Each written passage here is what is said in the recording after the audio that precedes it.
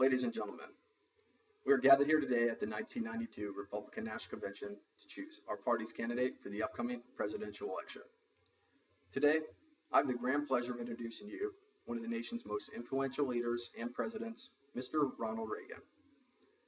A true leader is a person that practices hard work ethic, demonstrates effective communication, and can overcome adversity. Mr. Reagan is a master of these traits. He has successfully solved many of our nation's issues at a level above and beyond what many before him have attempted.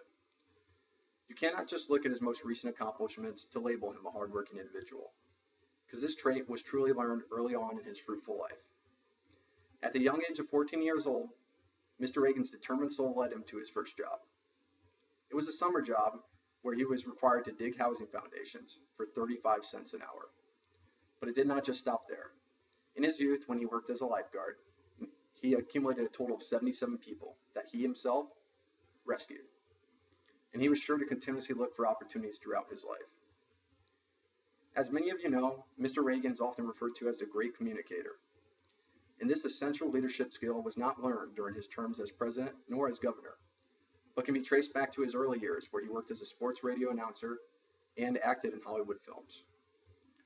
Mr. Reagan has an aura that enables him to engage with his audience in a captivating way. And it's not just because his voice is assertive yet inspiring at the same time, but because his words speak the absolute truth to the people of our nation. During the trying times of the Cold War, Mr. Reagan faced a great deal of adversity.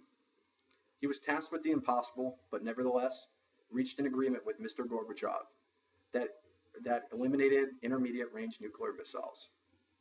This is just one of the many notable achievements and situations where Mr. Reagan overcame adversity. On the domestic front, Mr. Reagan expanded policies that reduced social programs and restrictions on business. His economic theory, Reaganomics, is one of the prime reasons that we have seen tax breaks and more money going directly into our pockets, and is ultimately leading our nation to a period of prosperity and a much-needed economic recovery. You could go on and on about the notable achievements by this remarkable man.